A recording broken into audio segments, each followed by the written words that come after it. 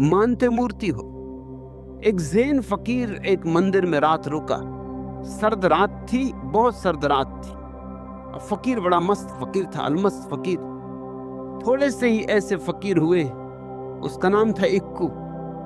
Japan में बुद्ध की मूर्तियां लकड़ी की बनाई जाती।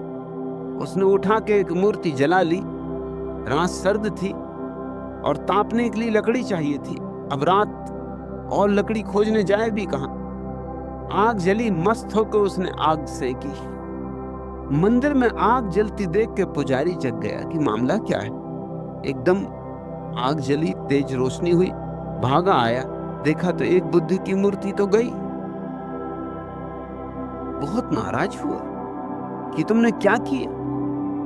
भगवान बुद्ध की मूर्ति जला दी। तुम्हें शर्म नहीं आती?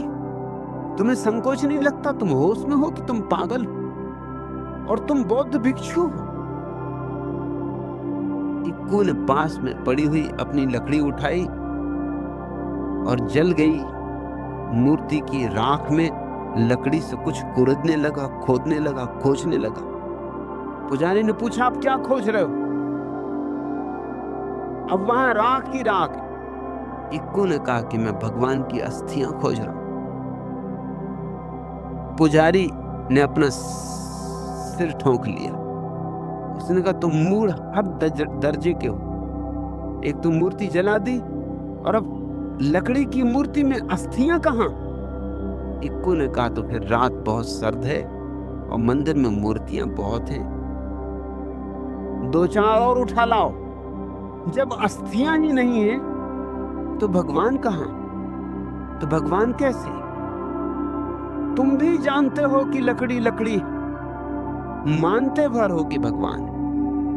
जानने और मानने में जब भेद होता है तुम्हारे जीवन में पाखंड होता है।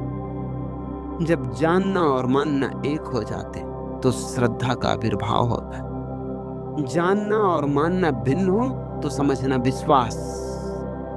जानते तो तुम भली भांति हो कि रामचंद्र जी जो खड़े रामचंद्र जी नहीं। जानते तो तुम भली भांति हो, मगर मानते हो कि रामचंद्र जी। झुक के नमस्कार कर लेते, चरण छू लेते। तुम्हारा जानना और मानना इतना भिन्न होगा तो तुम 2 खंडों में नहीं टूट जाओगे। तुम्हारे भीतर द्वैत नहीं हो जाएगा और तुम्हारे भीतर कैसे धर्म का जन्म होगा। तुम तो एकाकार भी नहीं हो। तुम तो एक भी नहीं हो और एक की तलाश को चले हो। एक हो जाओ तो उस एक को खोजा जा सकता है। जब तक तुम 2 हो तब तक तुम द्वंद्व द्वैत के जगत में ही डूबे रहोगे। इसी कीचड़ में फंसे रहोगे। इस कीचड़ के बाहर नहीं जा सकते।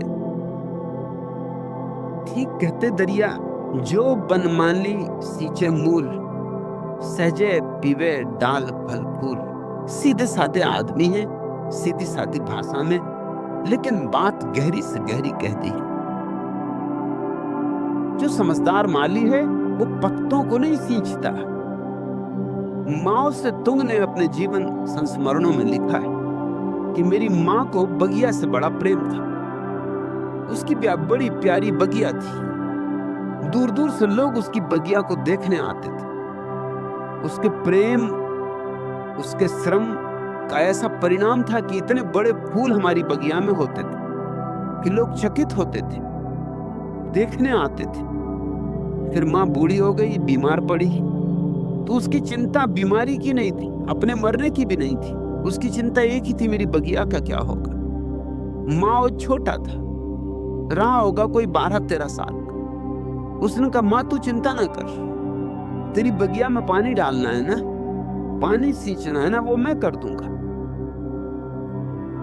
और माँ सुबह से सांझ तक बड़ी बगिया थी, पानी सींचता रहता। महीनों बाद जब माँ थोड़ी स्वस्थ हुई, उठने योग्य हुई, बाहर आकर देखा तो बगिया तो बिल्कुल सूख ही गई थी। एक फूल नहीं था बगिया में। फूल की तो बात छोड़ो, पत्ते भी जा चुके थे। सूखे नर कंकालों जैसे वृक्ष खड़े थे।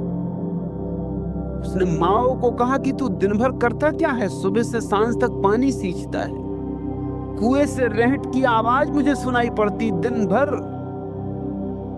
बगिए का क्या हुआ? उसने कहा, मैं क्या जानूं बगिया का क्या हुआ, मैं तो एक एक पत्ते को धोता था, एक एक फूल को पानी देता था। मुझे पता नहीं, मैंने जितना श्रम कर सकता था किया। मैं खुद ही हैरान था कि बात क्या है। एक पत्ता नहीं छोड़ा जिसको मैंने पानी ना पिलाया हो।